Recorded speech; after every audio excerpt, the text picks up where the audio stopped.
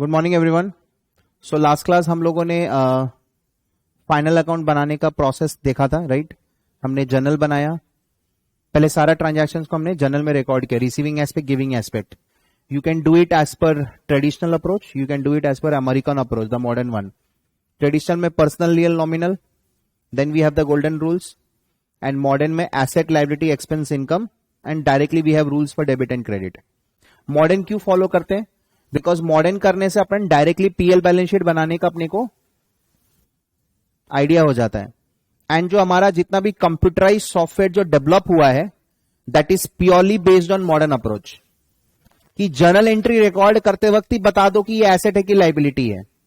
Automatically software internally plus minus करता है, and जो फाइनल फिगर होता है वो उसको या तो पीएल में या बैलेंस शीट पे दिखा देता है। अगर मैं जर्नल करते वक्त बोलूं कि cash is a real account, building is a real account, salary is a nominal account, then another job needs to be done when I prepare final account. Usually nominal account में जो होते हैं वो expense, income होते हैं। Real account में generally सारे assets होते हैं। पर्सनल अकाउंट में अगर रिसीविंग एस्पेक्ट है तो एसेट, गिविंग एस्पेक्ट है तो लायबिलिटी। तो इस तरीके से हमको बाद में वापस से रिक्लासिफिकेशन करना पड़ता है if I go by traditional approach. But journal record करते वक्त अगर मेरे को ये मालूम रहेगा कि ये एक्सपेंस कैटेगरी का है, इनकम कैटेगरी का है, एसेट है, लायबिलिटी है, सो फाइनल अकाउंट बनाते हुए इजी होता है। कंप्यूटराइज सॉफ्टवेयर में भी ऐसा ही है। जब आप लोग टैली सीखेंगे, वंस यू क्लियर फाउंडेशन, तो आपका ट्रेनिंग होता है, कंप्यूटर ट्रेनिंग होता है, उसमें टैली सिखाया जाता है, आपको इंस्टीट्यूट सिखाएगा, राइट? तो उसमें आप लोग देखेंगे, आप जर्नल रिकॉर्ड कर रहे हो, उसी समय आप बता रहे हो cash comes under asset, capital comes under liability, salary comes under expense, sales comes under income. The moment you do this, so when you are doing journal entry, automatically वो उसको respective PL और balance sheet में ले जा रहा है।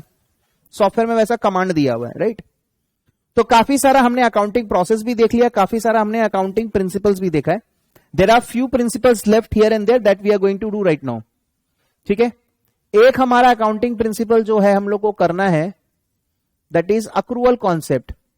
This is quite similar to what we have done in matching principle, right? Now accrual concept क्या बोलता है? Accrual concept is very simple. हम लोग मैचिंग में क्या कर रहे हैं? परचेज को मैच कर रहे हैं वॉल्यूम के साथ, राइट? सैलरी को मैच कर रहे हैं टाइम के साथ, और कॉस्ट ऑफ द एसेट को अपन स्प्रेड कर रहे हैं over the life of asset. Matching principal क्या बोलता है? What is matching principal?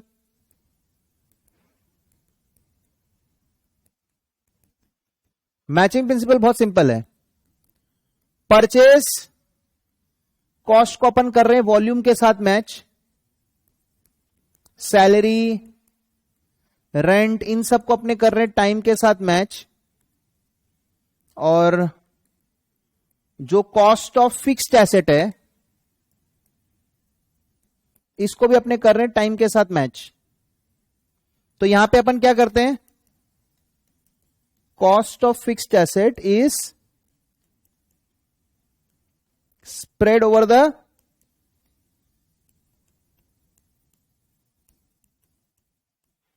useful life of asset. This is what we do. So when I am talking about accrual basis,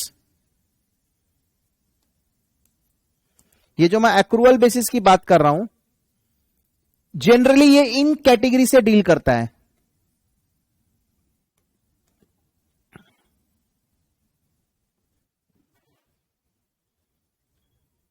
When I am matching it with time, so there might be a case it's underpaid. There might be a case it's overpaid. So in such situations, what should I do now?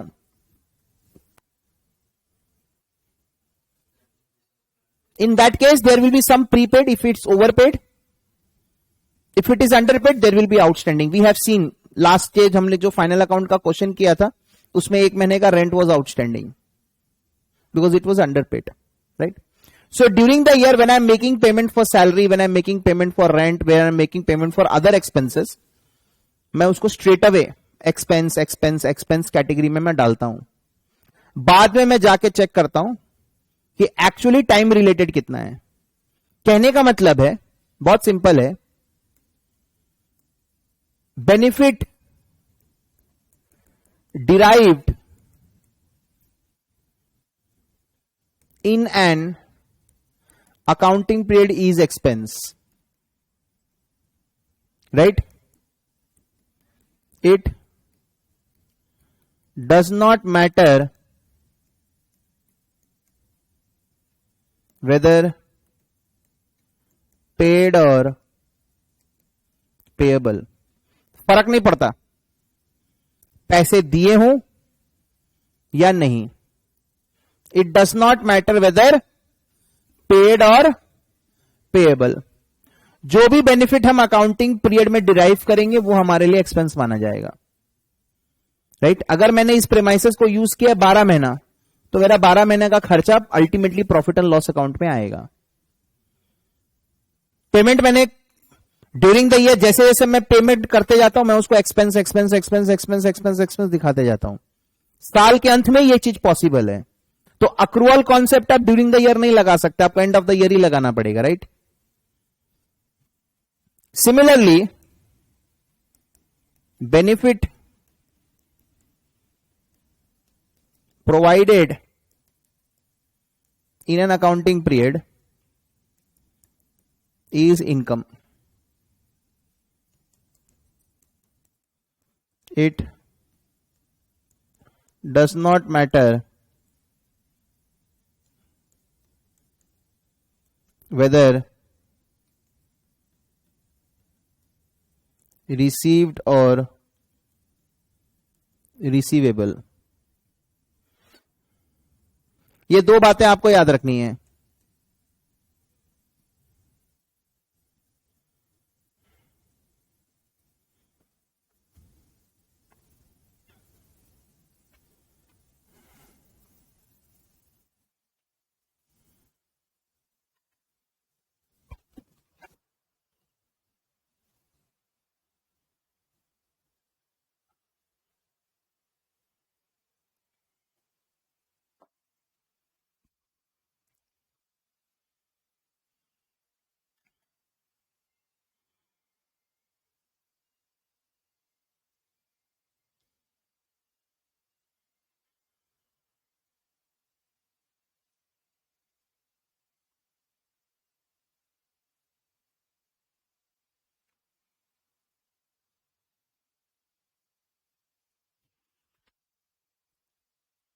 ठीक है, आइए examples देखते तो हम लोग को समझ में आएगा.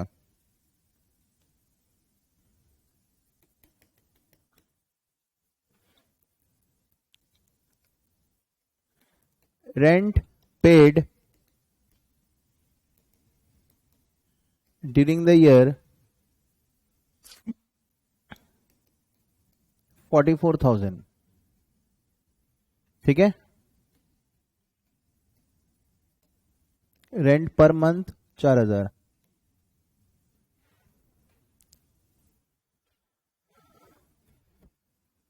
ठीक है, तो ड्यूरिंग द ईयर मतलब 12 मंथ्स. तो when I am paying rent during the year what is the journal entry I have recorded? Journal entry क्या होगी? Rent expense debit how much? 44. Cash credit 44. yes or no? The moment I prepare trial balance, ये trial balance का extract है, debit and credit. यहां पे rent account में balance कितना आएगा? Why 44? Because I have paid 44. Now when I am preparing final account, when I am drafting profit and loss account, how much benefit I have derived during the year? Forget about कितना आपने payment किया, आपने कितना benefit derive किया, आपने ये premises को कितना महीना यूज किया? 12 महीना. एक महीने का भाड़ा कितना है? So tell me rent expense as per accrual basis. Got it? मतलब कितना बेनिफिट आपने डिराइव किया? कितना बेनिफिट डिराइव किया सर? 4,000 into 12 that is 48. इसका मतलब आपका ये ज्यादा पेमेंट किया हुआ है कि कम पेमेंट किया हुआ है? कम किया हुआ है। तो नीचे एडिशनल इंफॉर्मेशन में क्या आ जाएगा? बोलो, आउटस्टैंडिंग रेंट आ जाएगा ना। तो एग्जाम में जो एडजस्टमेंट हमको दे देता है उसको निकालना भी हमको आना चाहिए ना। इस तरीके से ये लोग एडजस्टमेंट निकाल के देता है। यही काम मैंने तुमको खुद करके दिखाया है। उसके लिए तुम्हारे लिए ये इंफॉर्मेशन बहुत रेलिवेंट है कि हर महीने का खर्चा कितना है। अगर तुमको यही नहीं मालूम रहेगा तो तुम ये फिगर नहीं आ पाएगा। ये नहीं आ पाएगा तो तुम इसके साथ कंपेयर नहीं कर पाएगा। This is paid and this is benefit derived, this is BD. दोनों को कंपेयर करके समझ में आएगा ज्यादा दिया है कि कम दिया है। कम दिया है तो आउटस्टैंडिंग। तो यहां पे रेंट कितना आएगा? 44, लेकिन अल्टीमेटली आएगा 48। तो प्लस करने से 48 होगा ना, इसलिए आउटस्टैंडिंग ऐड होता है। तो ऐड होगा कि लेस होगा, ये रट्टा मारने का दरकार नहीं है, ये कॉमन सेंस से डेवलप होता है 44, I have to make it 48, तो ऐड करके ही ना होगा, इसलिए सब कोई बोलता है आउटस्टैंडिंग ऐड होगा, आउटस्टैंडिंग ऐड होगा। ऐसे लॉजिक वाइज यही है। इसका सेकेंड इफेक्ट क्या आएगा? बैलेंस शीट में आई हैव लाइबिलिटी साइड में व्हाट? 4000। अदर आइटम्स भी रहेगा।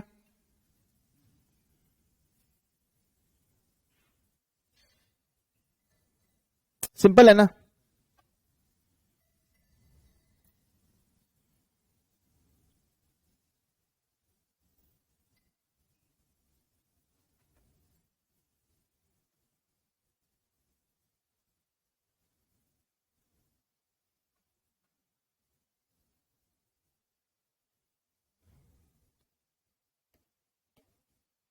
मूविंग अहेड, अनदर एग्जांपल,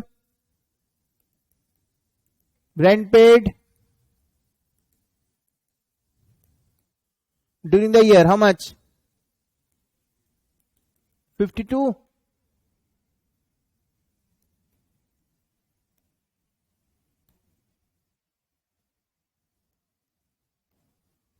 ठीक है, बताइए जनरल एंट्री बताइए। जनरल एंट्री मतलब during the year. During the year मेरे को इससे मतलब नहीं है, जितना मैं पेमेंट करूंगा उतना मैं रेंट एक्सपेंस में डालूंगा। Rent expense debit, cash credit, how much? 52। Trial balance में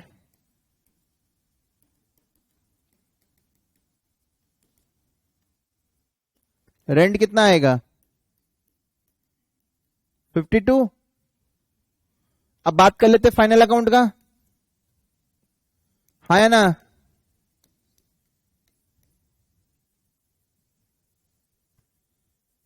राइट।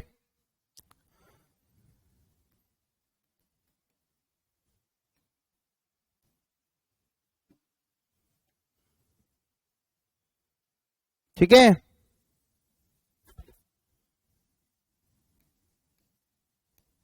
बताओ। Rent expense as per accrual concept, बोल भाई। 4000 इंटू 12, 48। इसका मतलब ये है 52, अपन को चाहिए 48। ज्यादा पेमेंट किया हुआ है ना, इसको क्या बोलते हैं अपन? प्रीपेड ना। तो यहां पे क्या आएगा?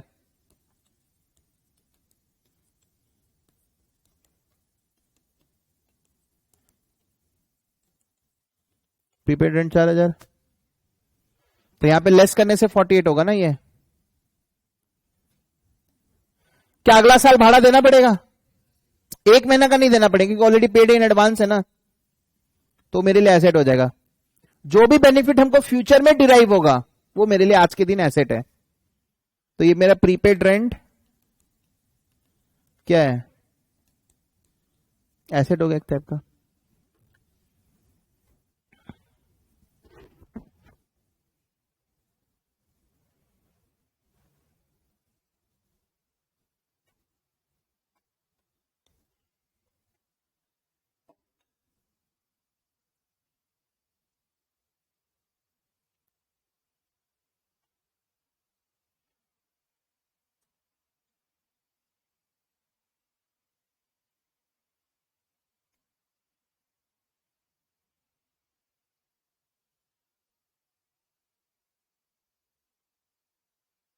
ठीक है,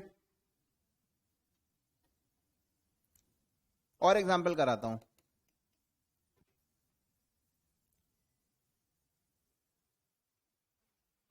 loan to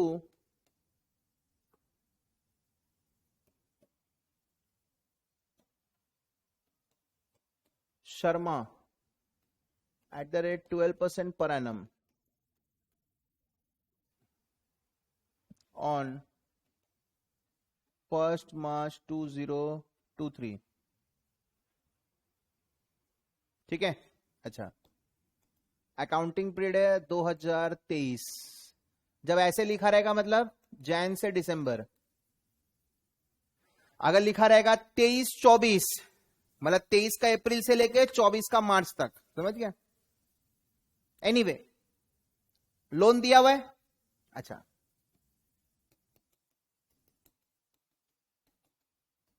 interest received during the year 8,000, 8,000 ही ब्याज मिला है। बाद में देखेंगे कितना मिलना चाहिए था, that's a different matter, but right now I have received 8,000। तो in trial balance you will find interest received how much, 8,000, simple. तो इंटरेस्ट जब रिसीव होता है तो उसकी जनरल एंट्री क्या करेंगे, कैश अब मिला है ना,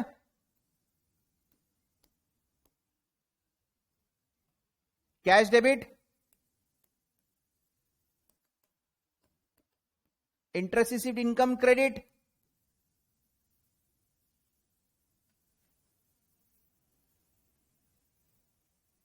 यस और नो।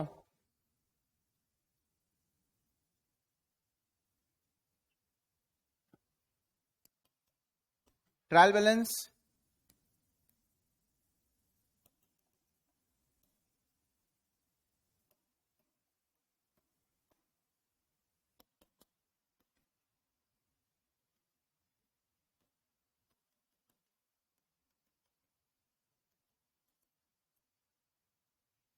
ट्रायल बैलेंस में इंटरेस्ट अकाउंट क्रेडिट साइड में आएगा ना, इनकम है।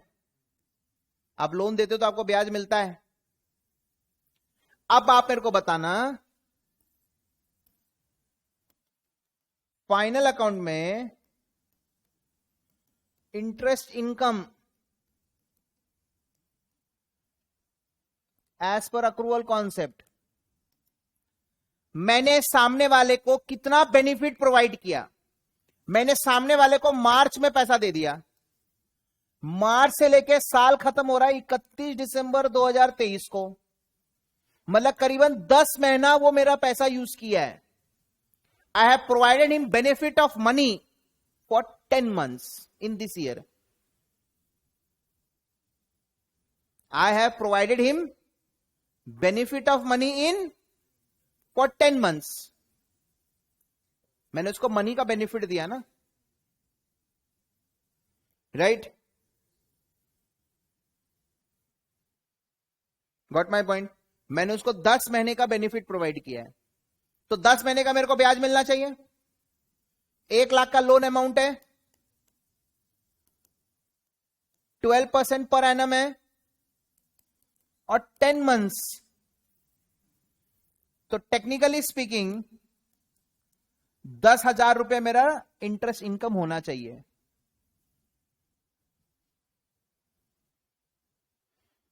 ये दिया हुआ रहेगा एग्जाम में, तुमको इससे फाइंड आउट करना है।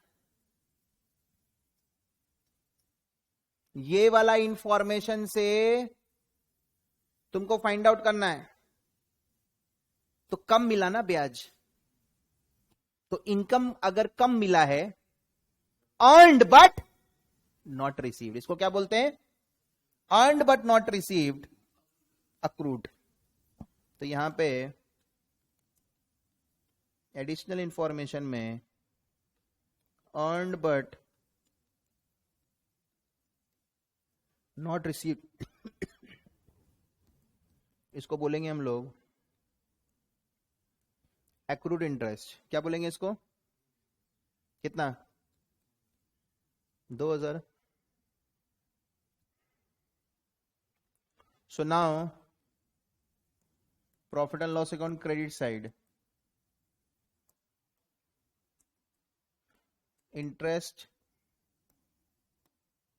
कितना 8, लेकिन इनकम कितना है, तो 8 से 10 कैसे आएगा, ऐड करके आएगा।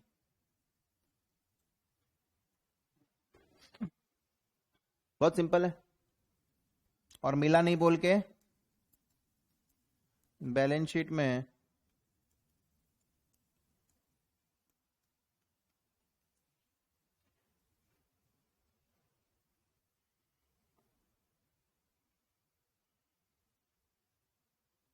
है ना, मैं एक तीर से 3-3 4-4 निशाने मार रहा हूं। फाइनल अकाउंट फिर मैं अलग से नहीं करवाऊंगा, सारा एडजस्टमेंट मैं टाइम टू टाइम यहीं पे सिखा दे रहा हूं आपको, ठीक है।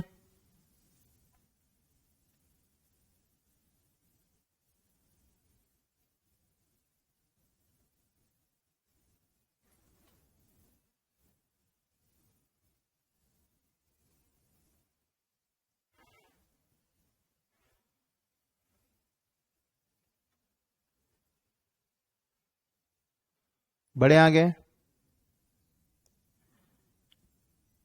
एक और एग्जांपल है, rent received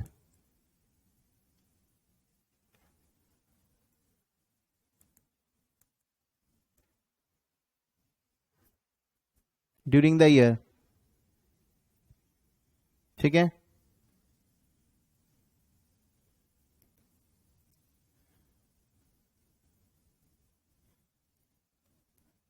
$1,30,000 rent per month 10,000।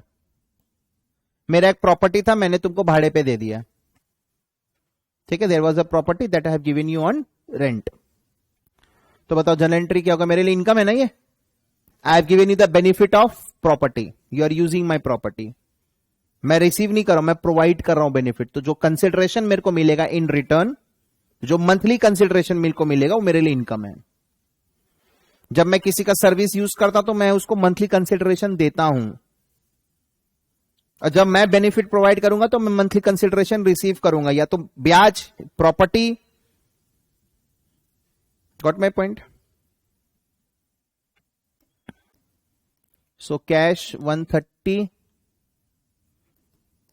Rent income credit 130, ठीक है।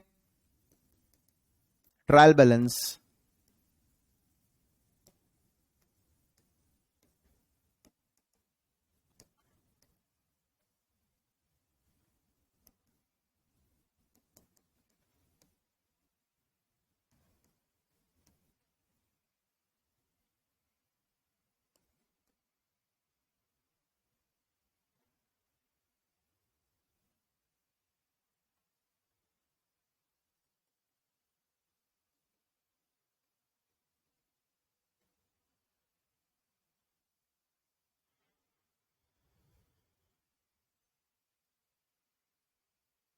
एडिशनल इंफॉर्मेशन, ठीक है।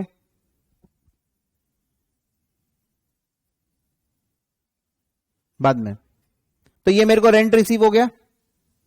अब फाइनल अकाउंट बनाएंगे, rent income as per accrual concept कितना होगा, 10,000 इंटू 12 1,20,000। तो आपको दिख रहा है ना, ज्यादा मिल गया पैसा। तो ये जो पैसा मिल गया ज्यादा, ये अर्नड इनकम माना जाएगा कि अनअर्नड इनकम माना जाएगा, अनअर्नड।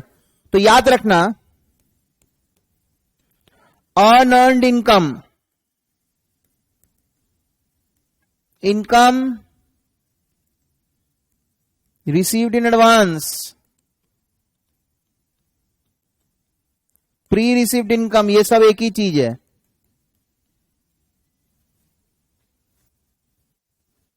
अगर कोई बोलेगा unearned income, unexpired expenses prepaid, benefit not derived.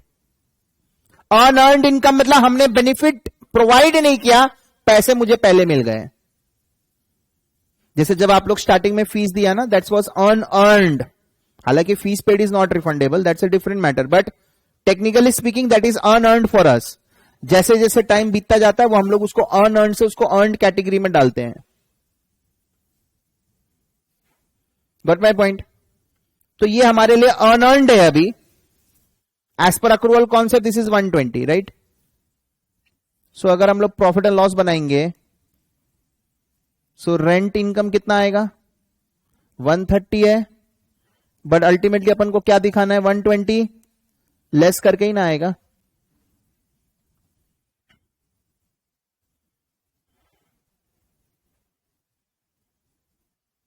बाकी का जो अनअर्न्ड है वो एक्चुअली मेरे लिए ऑब्लिगेशन है. क्या है? ऑब्लिगेशन है. कल को मान लो अगर मैं बोलता हूं कि नहीं, मेरे को मेरा जगह वापस दो, कल को मैं तुमको बोलता हूं मैं तुमको आज से नहीं पढ़ाऊंगा, then it is my obligation to refund you money. Try to understand. Say some unavoidable circumstances मैं तुमको नहीं पढ़ा पा रहा हूं, then in that case it's an obligation for me. तो मेरे को पैसा मिल गया है बट मैंने बेनिफिट प्रोवाइड नहीं किया है, so that's an obligation, right? तो ये मेरा लाइबिलिटी में आएगा.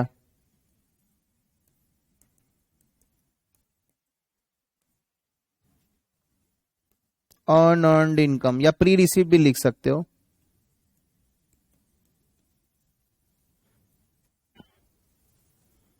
तो आज अगर ये एक्रूअल बेसिस नहीं होता ना,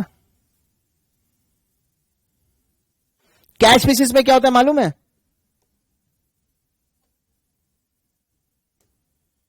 अगर मैं कैश, दो बेसिस ऑफ अकाउंटिंग होते हैं, कैश बेसिस और एक होता है एक्रूअल बेसिस. कैश बेसिस में क्या होता है मालूम है? जो भी मैंने पेमेंट किया ना,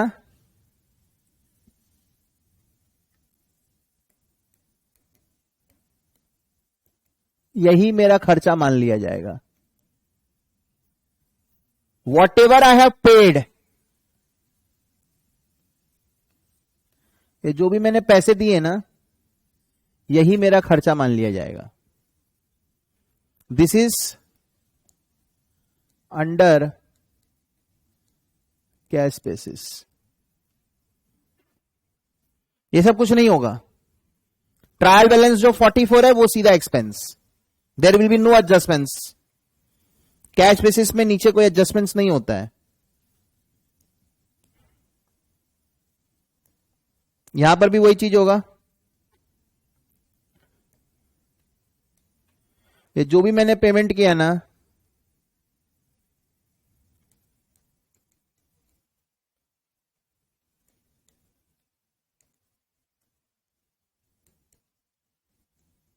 इट डज नॉट मैटर ज्यादा दिया है कि कम दिया है. We are not going to match it with time, no matching. यहां पर भी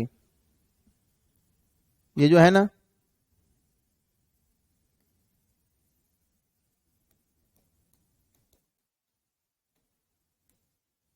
इंटरेस्ट 8,000,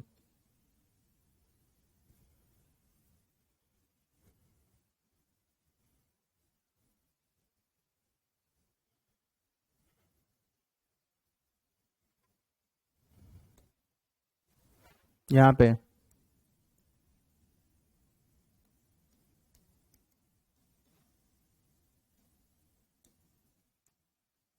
रेंट 130. बहुत सिंपल है कैश बेसिस.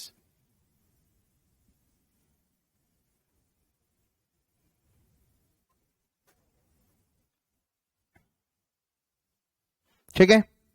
अभी मैं आपको एग्जांपल देता हूं. सपोज करो इनकम अर्नड 60,000 है, out of which 20,000 received next year.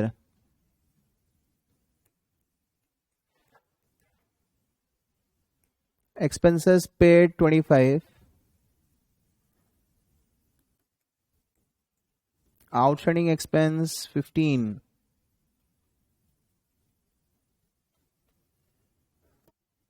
ठीक है। Calculate income under accrual basis.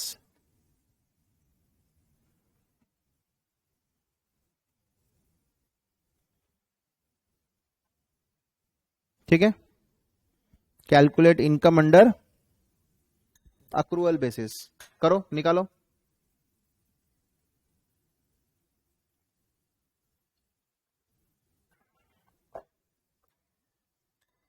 Just do it.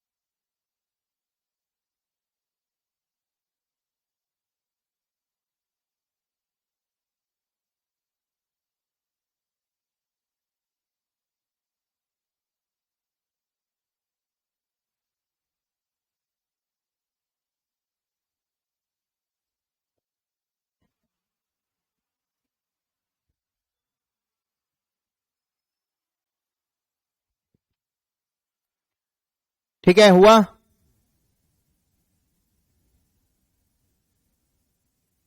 तो अभी मेरे को इनकम कितना लेना है? अगर मैं करेंट ईयर की बात करूं, इनकम अर्नड कितना है? 60 है, 20 नहीं मिला, मतलब ये एक्रूड है ना। जो नहीं मिला वो कितना है? तो अर्नड, टोटल अर्नड दे दिया 60, उसमें से 20 नहीं, तो फर्क नहीं पड़ता, अर्नड दे दिया ना। ऐसा थोड़ी बोला इनकम रिसीव्ड एंड इतना नॉट रिसीव्ड, ऐसे नहीं बोला ना, इनकम अर्न 60 बोल रहा है, राइट, इनकम अर्न 60 बोल रहा है, उसमें से 20 रिसीव नहीं हुआ, ऑलरेडी इसमें इंक्लूडेड है, लैंग्वेज पढ़ो, इनकम अर्न 60 बोल रहा है,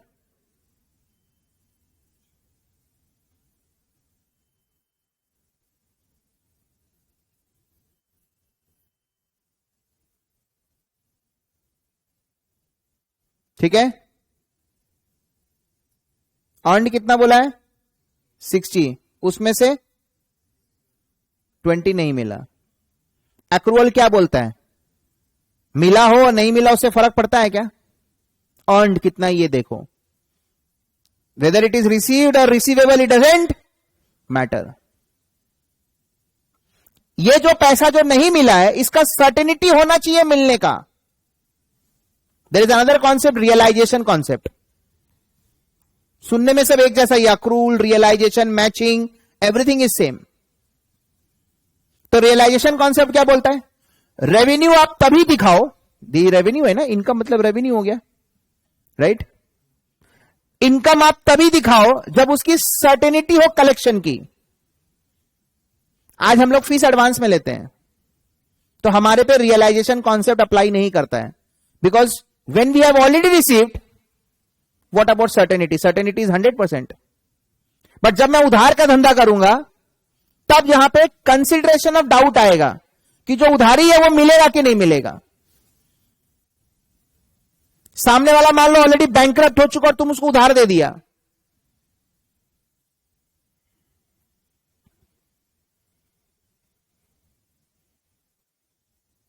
सामने वाला बैंकरप्ट होगा, तुम उसको उधार दे दिया, तो क्या होगा, तब सर्टेनिटी ऑफ कलेक्शन नहीं है ना, तो आप उसको रेवेन्यू नहीं दिखा सकते। अर्न्ड ये मिलेगा बट इसका सर्टेनिटी भी होना चाहिए मिलने का, right, check certainty of collection. खाली मैंने सर्विस प्रोवाइड कर दिया, मेरे लिए income as per accrual, but यहां पे कहीं ना कहीं कॉन्फ्लिक्ट है रियलाइजेशन कॉन्सेप्ट के साथ। रियलाइजेशन कॉन्सेप्ट क्या बोलता है, एक्रूवल बोला अर्न्ड हो गया, तुमने बेनिफिट प्रोवाइड कर दिया, तुम्हारा इनकम रिपोर्ट करो। मैंने सर्विस प्रोवाइड कर दी तो मेरा लिए इनकम अर्न्ड हो गया, 60,000 का इनकम मेरा अर्न्ड हो गया, उसकी मिलने की संभावना है, हां, मिलने की संभावना पे accrual is silent. Accrual simple बोलता है रिसीव्ड और receivable. Now you need to check whether that receivable is okay और नॉट। सर्टेनिटी ऑफ कलेक्शन क्या है, यस सर होगा, पैसा मिलेगा, 2 महीना का उधारी है, इज वेल ऑफ। एक्यूरेटली तो तुम नहीं बता सकते ना 2 महीना बाद क्या होगा, but as of today is good, good to go, right. So accrual and realisation,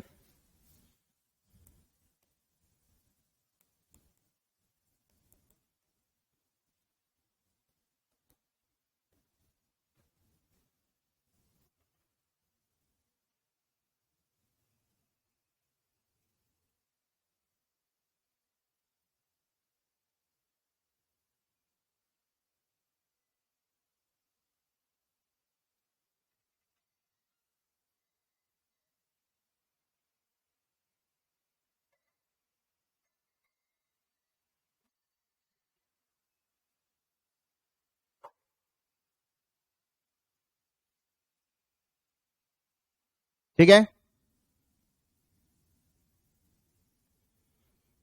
earned 60, 20 नहीं मिला, मिल जाएगा, सर्टेनिटी है, ठीक है। तो इनकम कितना दिखाएंगे हम, 60 लेस एक्सपेंसेस, एक्सपेंसेस पेड और आउटस्टैंडिंग अलग अलग दिया है यहां पे, तो total expense as per accrual कितना होगा 40। This part of the expense is paid, paid मतलब बाय डिफॉल्ट है, बेनिफिट डिराइव्ड है तभी पेड है, और अलग से दे दिया डिराइव्ड बट नॉट पेड, तो अपन क्या करते हैं, एक्रूवल क्या बोलता है, पेड और पेबल, डज इट मैटर और it doesn't matter, doesn't matter, even if it is paid, even if it is not paid, both are expense for you. Only thing you need to check whether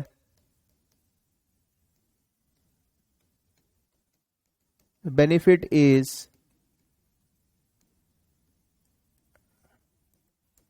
derived or not.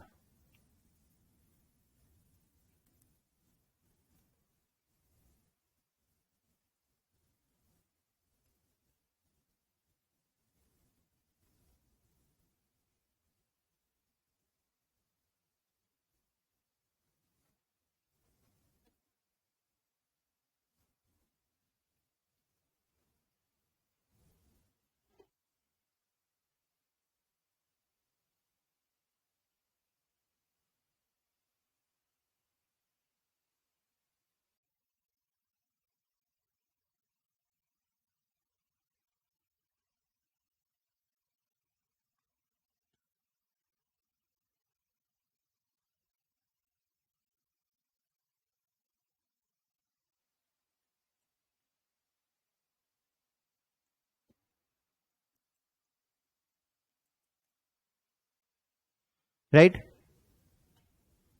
यही अगर मैं cash basis करूं तो, if I do it as per cash basis, suppose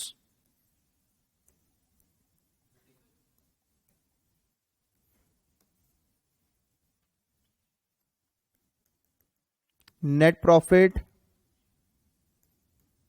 under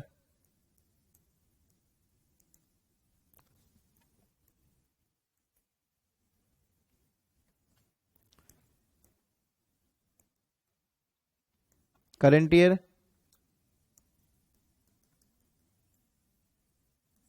next year,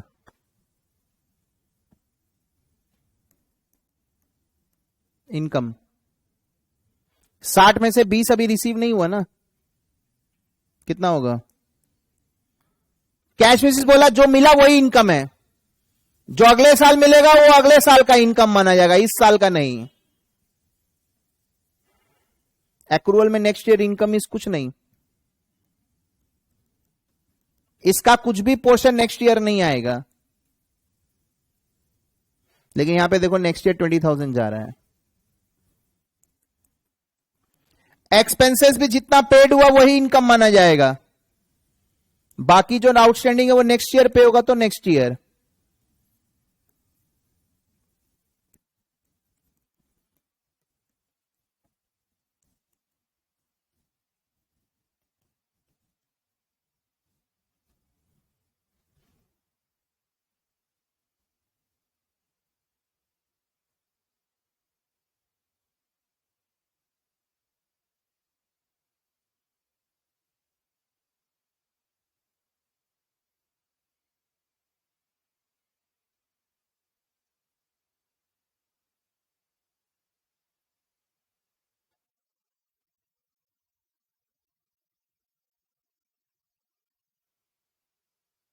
right,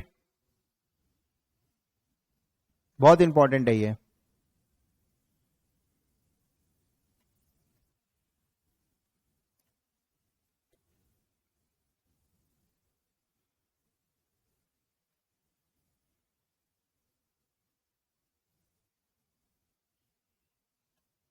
आइए, अभी जो मैंने कराया आपको अक्रूवल बेसिस, इसका बहुत ज्यादा यूसेज 2-3 टॉपिक्स में आने वाला है जो आपके करिकुलम में है।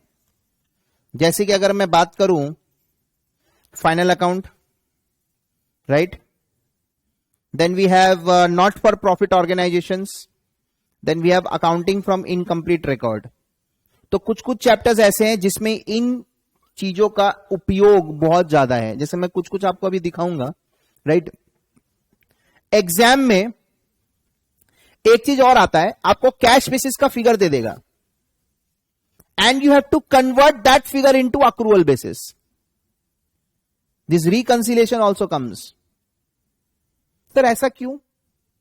क्योंकि अक्रूवल बेसिस जो होता है ना, वो बिजनेसमैन, बड़े बड़े मल्टीनेशनल कंपनीज, ये लोग फॉलो करती है. Doctors, lawyers, engineers, right, they follow cash basis. जैसे डॉक्टर, इंजीनियर, डॉक्टर को क्या मालूम आउटस्टैंडिंग प्रीपेड, उन लोगों को अकाउंटिंग नॉलेज नहीं है. अच्छा एक चीज और बताना, आज अगर ये अकाउंटिंग पीरियड ना होता तो आप बता पाते कितना आउटस्टैंडिंग, कितना अक्रूड, कितना प्रीपेड, कितना प्री रिसीव? नहीं. एक टाइम फ्रेम फिक्स्ड है तो आप बता पा रहे हो इसमें इतना बेनिफिट डिराइव हुआ है, मैंने पेमेंट इतना किया, कम किया आउटस्टैंडिंग, ज्यादा दिया प्रीपेड, कम मिला अक्रूड, ज्यादा मिल गया प्री रिसीव्ड. तो अकाउंटिंग फ्रेम अगर नहीं होगा तो आप नहीं बता पाएंगे एक्सपेंस के केस में कि ज्यादा दिया है कि कम दिया है, इनकम के केस में ज्यादा मिला है कि कम मिला है. तो time frame has to be there. So now can I say that periodicity and accrual is side by side? Without periodicity, accrual has no value. Matching concept has no value. Are you getting my point? तो हमारे exam में question आता है cash basis to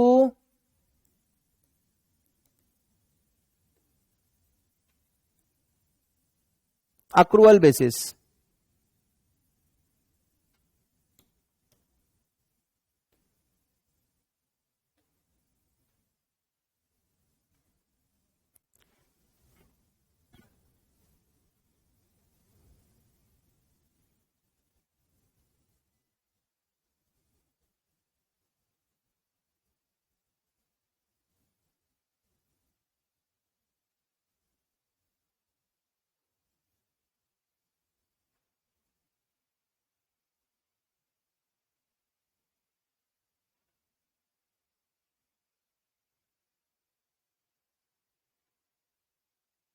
ठीक है, cash basis to accrual basis.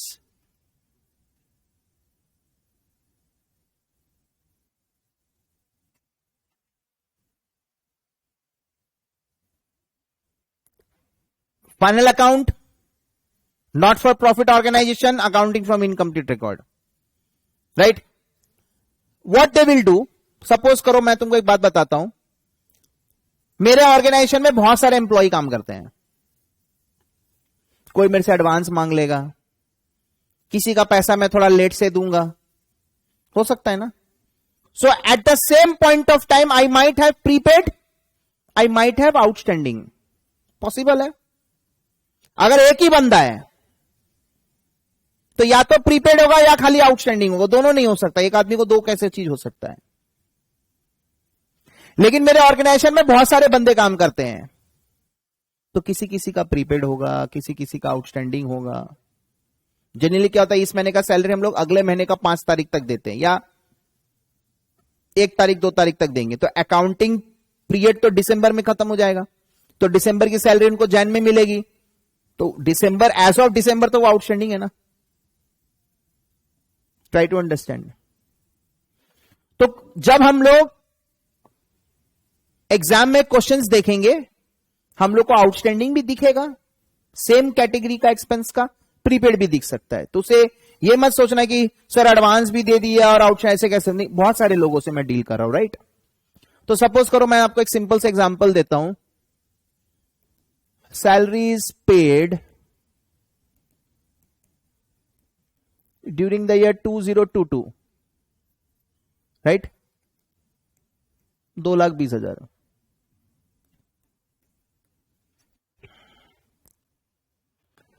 At year end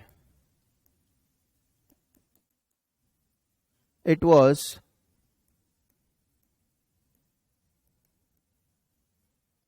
determined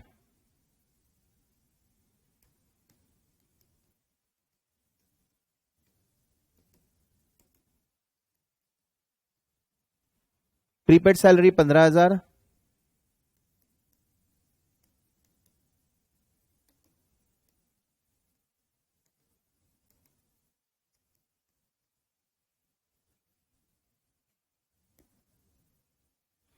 calculate salaries expense as per accrual basis. Clear है? एकदम simple है, इससे आसान कुछ नहीं हो सकता। अगर मैं cash basis of accounting follow कर रहा हूं, if I am a professional, मैंने बताया ना, अक्रूवल बेसिस कौन फॉलो करता है? बिजनेस। और cash basis professionals.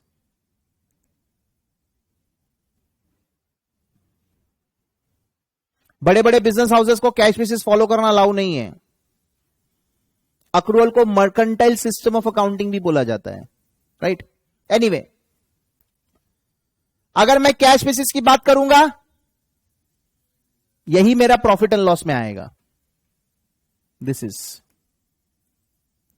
PL expense salary 220 under cash basis. इन दोनों चीज से अपन को मतलब ही नहीं है, लेकिन अपन यहां पे एक्रूवल बेसिस वाला निकालना है। तो कैश वाला ये आपको कहां से मिलेगा? ये वाला चीज ट्रायल बैलेंस। समझ गया? From where you will get it? Trial balance. From where we will get it? Cash account, क्योंकि कैश अकाउंट में पेड वाला फिगर रहता है। या सैलरी का लेजर देख लो, सैलरी का लेजर में डेबिट साइड में 220 दिखा रहा है, मतलब this is the amount of paid. ये एडजस्टमेंट हुआ हुआ नहीं रहता, क्योंकि हम ना end of the year determine करते हैं। आप चाहकर भी इसको ड्यूरिंग द ईयर डिटरमाइन नहीं कर सकते।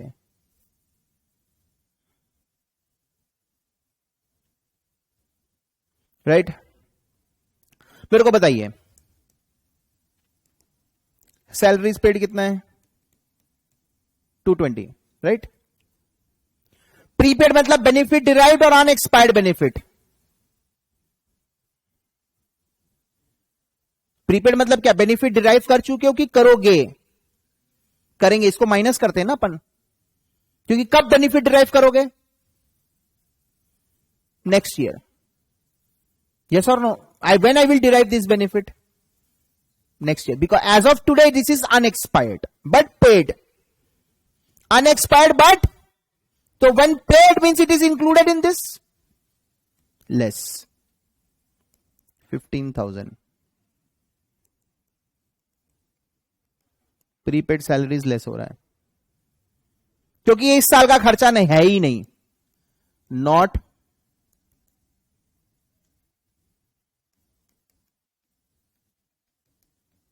an expense for 2022.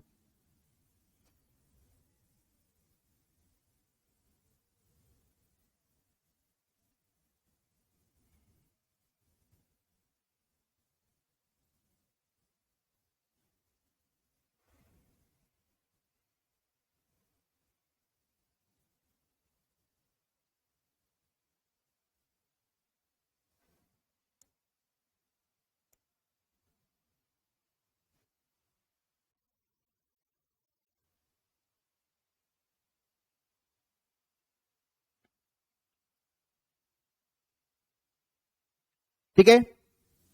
आउटस्टैंडिंग का मतलब क्या है? Benefit derived but not yet paid.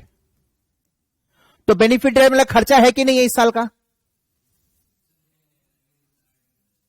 इस साल का खर्चा है, बट पेमेंट नहीं हुआ, मतलब इसमें नहीं है। ये इसमें है, बट इस साल का नहीं है बोल के हटा रहा हूं। ये वाला इस साल का है बट पेड नहीं है, तो इसमें जुड़ा हुआ नहीं है, तो जोड़ना है।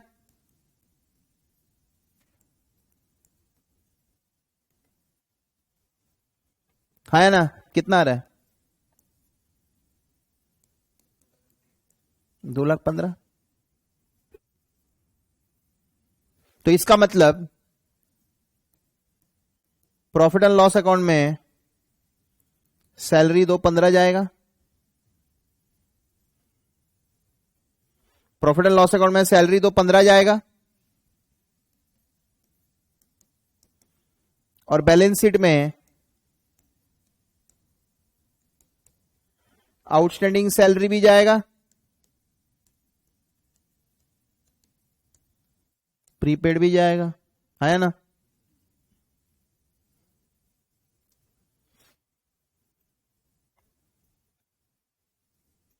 सर ये इस साल का खर्चा ही नहीं है, हटा दिया इसको,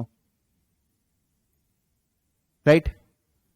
पेड था मतलब इसमें है, रिमूव्ड, ये अनपेड है लेकिन इसको लेना है ऐड। और देखो आपने प्रीपेड को लेस किया था, आउटस्टैंडिंग प्लस हुआ था। अभी गेम खत्म नहीं हुआ है, this is one of the simplest. अब अगले साल क्या होगा, ये तो बहुत सिंपल था। What will happen next year, next year में याद रखना ये दो बैलेंस भी कैरी फॉरवर्ड होगा, राइट। चलते हैं। सो ये कंटिन्यू हो रहा है।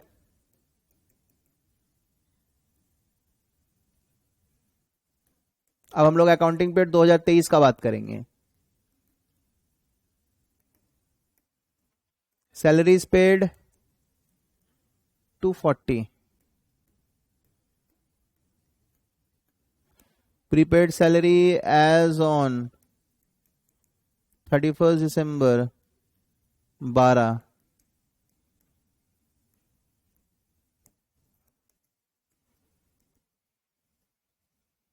राइट। सैलरी पेज 240 है। कैलकुलेट सैलरीज एक्सपेंस,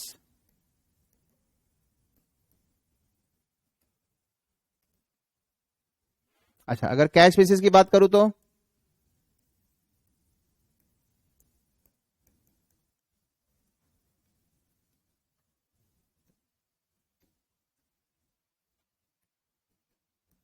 बहुत सिंपल है, कुछ करना ही नहीं है, राइट। अब ध्यान से समझिएगा,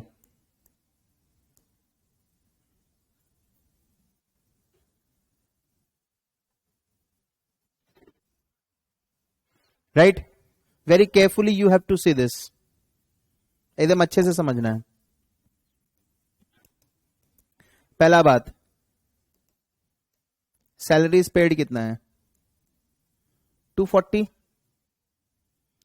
पेमेंट कंटिन्यूएशन है, याद रखना 1 जनवरी 23 कैरी फॉरवर्ड हुआ है। Prepaid how much 15, outstanding how much 10। ये कैरी फॉरवर्ड हुआ और ये सब बैलेंसेस हैं, ये मैंने end of the year determine किया है। इस साल का position determined at year end. तो in trial balance you will find these 3। Trial balance में ये फिगर्स नहीं होंगे, पुराना कैरिड फॉरवर्ड फिगर होगा और पेड वाला फिगर होगा। एडजस्ट करना है ना, आप कैसे करोगे। हम लोग जब आप किताब पढ़ोगे ना, ये जो मैंने लास्ट ईयर जो एडजस्ट किया, लास्ट ईयर मैंने प्रीपेड हटाया, आउटस्टैंडिंग जोड़ा, जितने भी एडजस्टमेंट्स होते हैं वो नेक्स्ट ईयर रिवर्स होते हैं।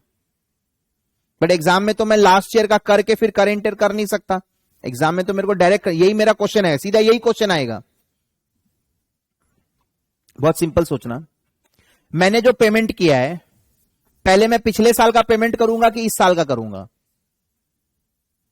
पिछले साल का पेमेंट होगा, बट ऑब्वियस है पुराना चुकाओगे तब ना नया पेमेंट करोगे ना। बोलो, इसका मतलब ये आउटस्टैंडिंग का पेमेंट मैं पहले करूंगा, लेकिन क्या ये इस साल का खर्चा है? इसको तुमने किस साल जोड़ा था?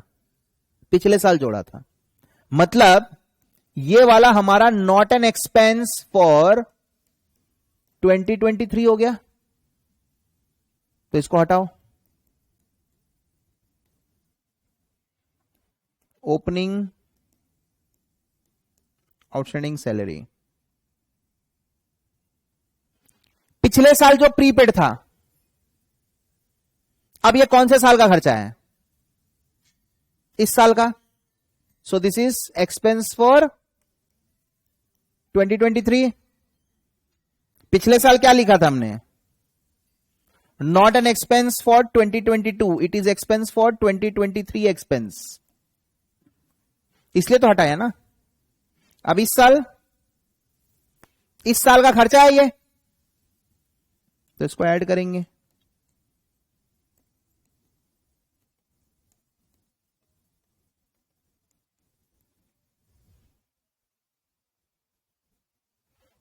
भैया अक्रूवल बेसिस निकाल रहे हो ना, हमेशा benefit derived point of view से सोचो, हमेशा। Prepaid salary benefit not derive, benefit not derive, not derive, not derived current year, हटा दो। आउटस्टैंडिंग इस साल बेनिफिट डिराइव के ले लो, पेमेंट क्या हुआ से फर्क नहीं पड़ता, पेड दिया है ना, पेड से अक्रूवल में आना है, यही लॉजिक लगाना है। बेनिफिट डिराइव हुआ है कि नहीं हुआ है, इस साल का खर्चा है कि नहीं है, इस साल का खर्चा है तो एक्सपेंस, इस साल का खर्चा नहीं है not an expense. Not an expense मतलब हटाओ, है मतलब लो, राइट। प्रीपेड सैलरी इस साल का खर्चा है, नहीं, हटा दिया। आउटस्टैंडिंग इस साल का है, ले लिया। अब इस साल की बात करते हैं। पिछले साल का प्रीपेड, क्या वो इस साल का खर्चा है? Definitely yes. पिछले साल का प्रीपेड तो इस साल का प्रीपेड थोड़ी होगा। ये जो प्रीपेड है ये पिछले साल प्रीपेड था, इस साल पेड तो पहले ही हो चुका है, तभी ना एसेट दिखाया। पिछले साल का जो प्रीपेड था क्या वो इस साल का खर्चा है, हां या ना? इसलिए उसको लेंगे ना, जोड़ेंगे। पिछले साल का आउटस्टैंडिंग का पेमेंट हमने किया है, क्या वो इस साल का खर्चा है, इसलिए उसको हटाया है। इस साल का प्रीपेड, क्या ये इस साल का खर्चा है? इस साल का प्रीपेड अगले साल, तो ये नॉट एन एक्सपेंस फॉर 2023। 2024 में ये एक्सपेंस माना जाएगा, जैसे 2022 वाला प्रीपेड इस साल एक्सपेंस माना जा रहा है, राइट।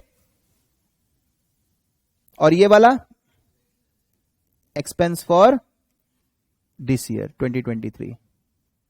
तो 12,000 को लेस करना है, क्लोजिंग प्रीपेड,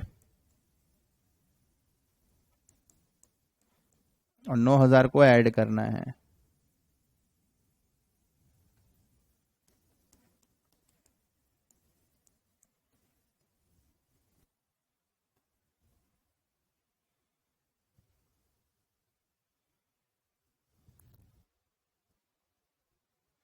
करके बताओ कितना आ रहा है।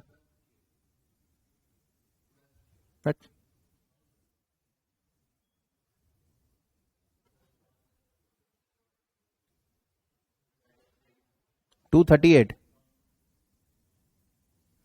नहीं, 242 होगा।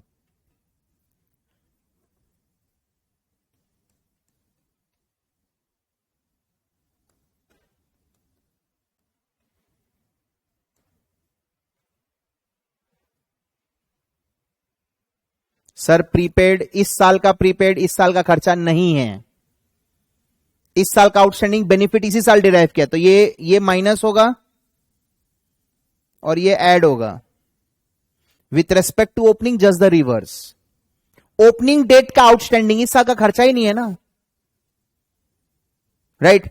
तो तुम्हारे पास इन टोटल में 5 फिगर्स है, ये मैं दिसंबर 23, ये मेरा जनवरी 23। हमने पेमेंट कितना किया? 240। इधर प्रीपेड कितना है? 15। इधर आउटस्टैंडिंग कितना है? 10। यहां प्रीपेड कितना है? 12। यहां आउटस्टैंडिंग कितना है? 9। एकदम सिंपल फंडा लगाओ।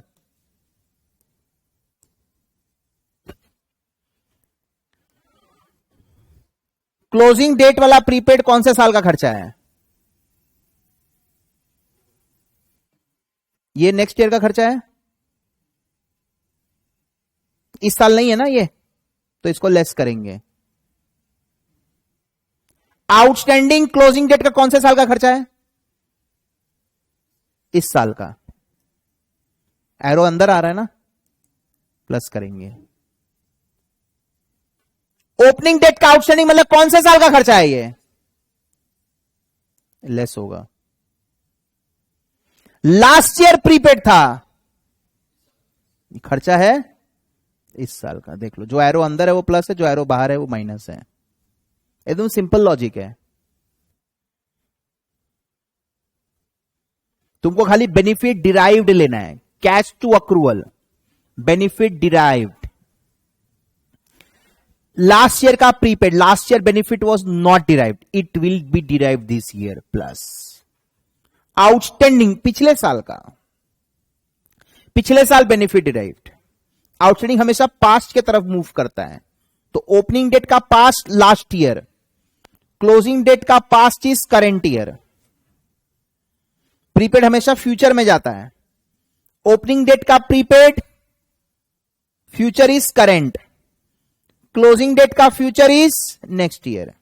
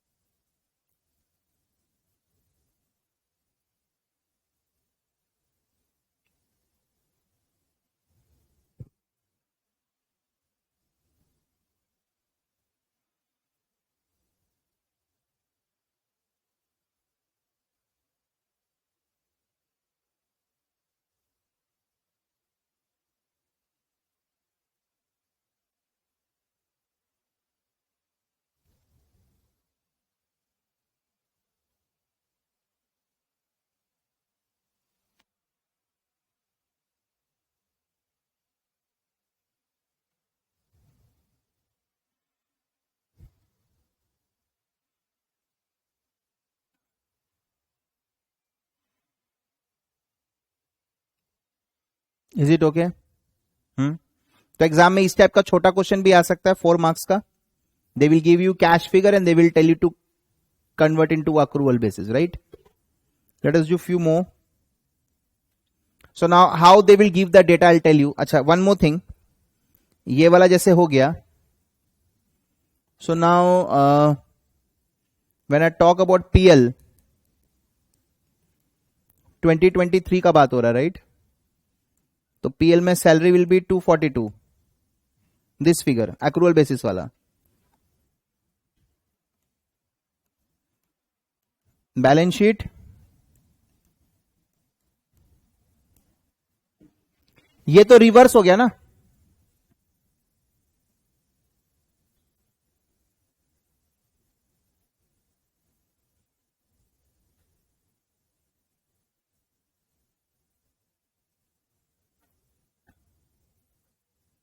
ये जो दो था ये रिवर्स हो गया करेंट ईयर में, इसका कोई बैलेंस शीट में इफेक्ट नहीं जाएगा। जो इस साल का ताजा ताजा है उसी का इफेक्ट जाएगा। So outstanding is 9 and prepaid is 12। ये एडजस्ट हो गया ना ये दोनों। Asset liability position keeps on changing. Now this is no more prepaid, this is no more outstanding, that we have adjusted. फिर करेंट ईयर का fresh adjustment कर लिया अपन।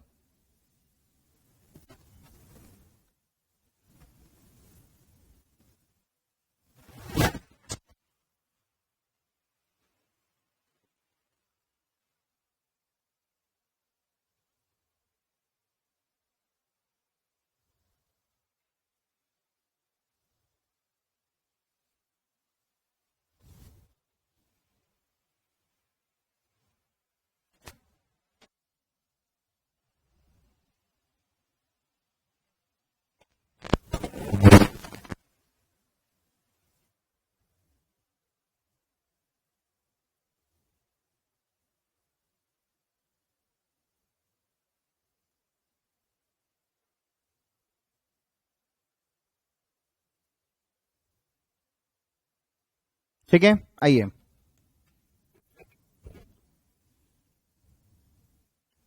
Convert cash basis to accrual basis. ठीक है, cash को अपन accrual में convert कर रहे हैं। तो एग्जाम में कैसे क्वेश्चन आएगा? Rent paid during the year 250, January December outstanding rent 10,000 15,000, prepaid rent 9,000 12,000। हो सकता है मेरा दो प्रॉपर्टी हो, right? Calculate rent expense as per accrual basis. बहुत सिंपल है। तो ये फिगर आपको ट्रायल बैलेंस में कौन कौन सा फिगर दिखेगा? ये वाला फिगर आपको ट्रायल बैलेंस में दिखेगा, और ये दोनों फिगर आपको ट्रायल बैलेंस में दिखेगा। ये आपको कहां दिखेगा? एडिशनल इंफॉर्मेशन में, क्योंकि अभी तक एडजस्ट नहीं हुआ है।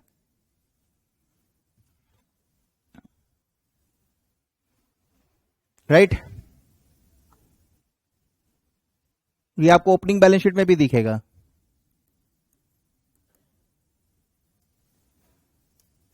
क्लियर? सो करना क्या है? Rent paid is how much? 250, right? चलो अब लॉजिक लगाते हैं। ओपनिंग डेट का आउटस्टैंडिंग, ओपनिंग डेट का जो आउटस्टैंडिंग है, इसका बेनिफिट तुमने कब डिराइव किया? पिछले साल डिराइव किया, तभी ना वो आज के दिन आउटस्टैंडिंग है, पास्ट। तो ये लेस होगा। क्लोजिंग डेट का outstanding, this is opening outstanding. Closing date का आउटस्टैंडिंग का तुमने बेनिफिट कब डिराइव किया? इस साल। क्लोजिंग डेट का past is current year.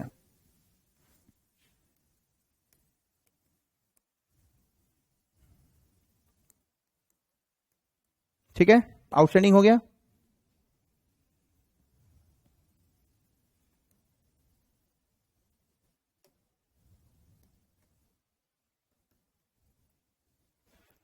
Opening date का प्रीपेड, इस साल का खर्चा है ये, +9।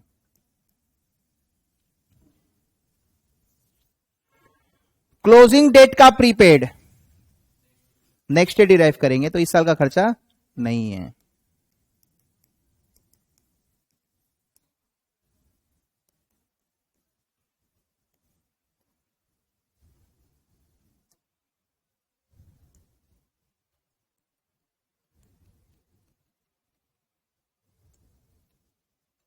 कितना?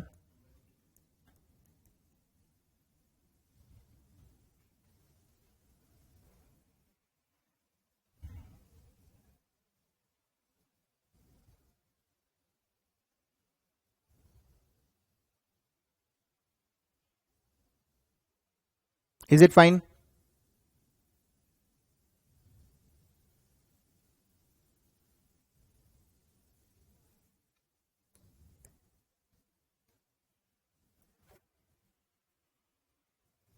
ठीक है, एक तो हम लोग इनकम का भी कर लेते हैं।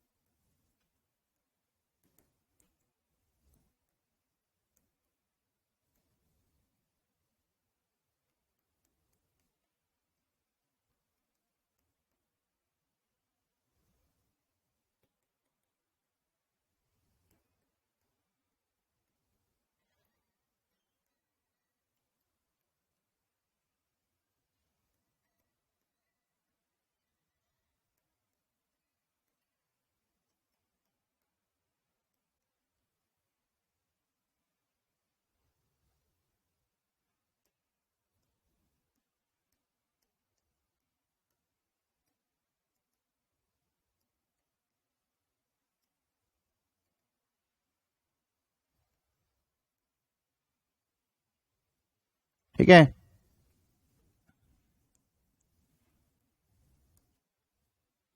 तो इसमें इनकम रिसीव्ड कितना है कैश बेसिस वाला? 1,98,000। ठीक है। ओपनिंग डेट का एक्रूड, एक्रूड मतलब क्या? Earned but not received. तो ओपनिंग डेट में तुम अर्नड बोल रहे हो, तो कब अर्न किया? पिछले साल। एक्रूड मतलब क्या होता है? Earned but not received. तो ओपनिंग डेट में तुम अर्नड बोल रहे हो मतलब पिछले साल अर्न किया होगा, बट ऑब्वियस है, तो ये वाला लेस होगा। सेम आउटस्टैंडिंग का कॉन्सेप्ट ही है, जो इस साल अर्न करेंगे वही लेंगे। Opening accrued. क्लोजिंग डेट में एक्रूड, इस साल अर्न किया।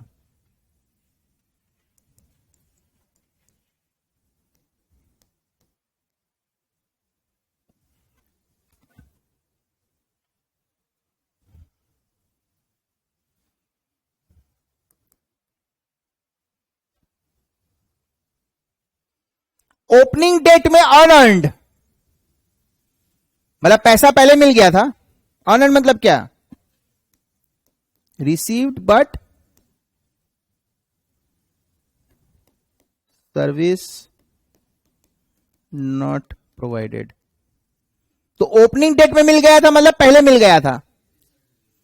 इस साल हमने सर्विस दिया, डिराइव नहीं, इनकम है ना। इस साल हम लोग सर्विस देंगे तब जाके ये हमारा अर्नड बनेगा। तो ओपनिंग डेट का अर्नड मतलब इस साल अर्नड बन जाएगा। ओपनिंग अनअर्न्ड, तो ये प्लस होगा 17,000। और क्लोजिंग डेट का अनअर्न्ड मतलब अगले साल अर्न होगा, तो उसको हटाएंगे।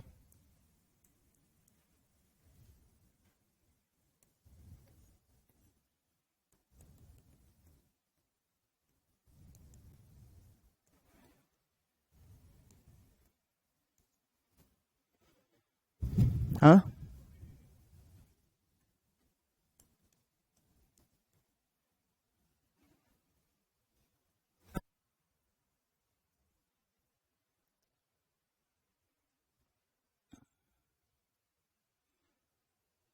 ठीक है।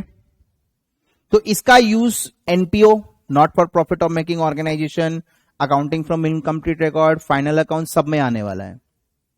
इसी तरीके से आपको कैश वाला फिगर दे देगा, बोलेगा अक्रूवल बेसिस वाला फिगर निकालो, तो वहां पे मैं ये वाला पार्ट नहीं करवाऊंगा आपको। ठीक है, चलिए, थैंक यू सो मच।